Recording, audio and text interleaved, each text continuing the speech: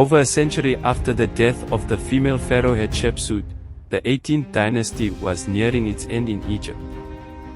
Pharaoh Akhenaten married Nefertiti, and she came to be revered as a living fertility goddess, as she had 6 daughters, 2 of whom became queens of Egypt. Together they carried out a religious revolution where they changed Egypt's religion from polytheism to a religion in which they only worshipped one god, Aten, or the sun disk. In ancient temples, Nefertiti is depicted with her own unique headdress, and with an unprecedented frequency, showing her in scenes normally reserved for kings.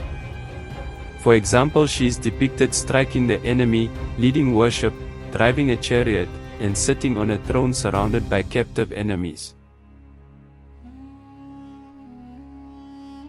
Not only is she believed to have had an elevated role as queen, but also to have been promoted by her husband to co-regent before his death.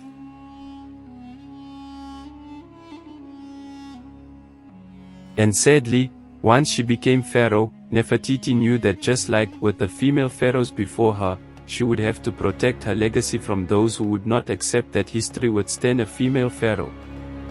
As such, she disguised herself as a male and assumed the male alter ego of Sobekneferu, elevating her daughter Nefertiti to the role of great royal wife.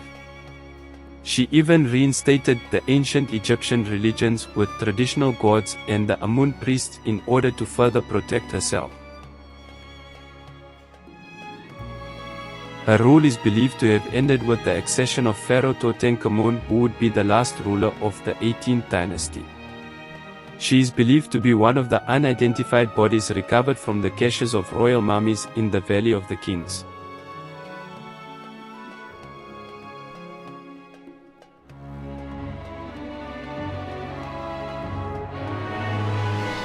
Once again, we must wait for another century to pass before the next female pharaoh would ascend to the throne.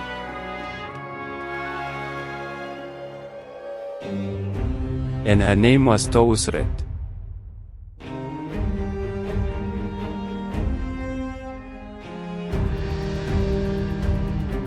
As one of the few women to rule ancient Egypt with absolute power, she ascended to the throne after her husband Pharaoh Seti II died of polio.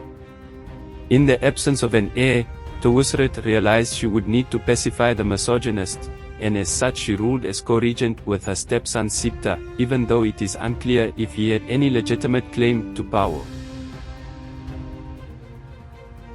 Just like with pharaohs Sobekneferu and Hatshepsut, she used a combination of female and male elements in her titles to protect her legacy, sometimes referring to herself as the son of Re and lord of the two lands. She established herself as a demi-goddess by invoking the goddesses Mut and Hathor in her titles and epithets.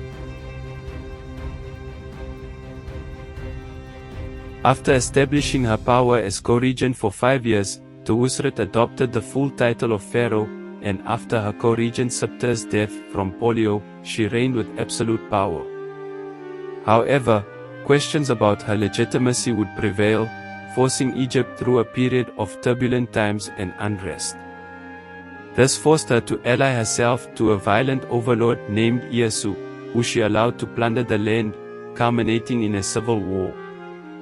Her successor emerged as the victor, thus establishing the 20th dynasty of Egypt.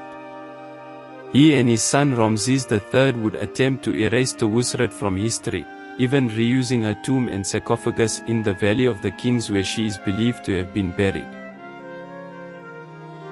But thanks to archaeologists, the legacies of Nefertiti and Twosret have been restored as the 3rd and 4th known confirmed female pharaohs of Egypt.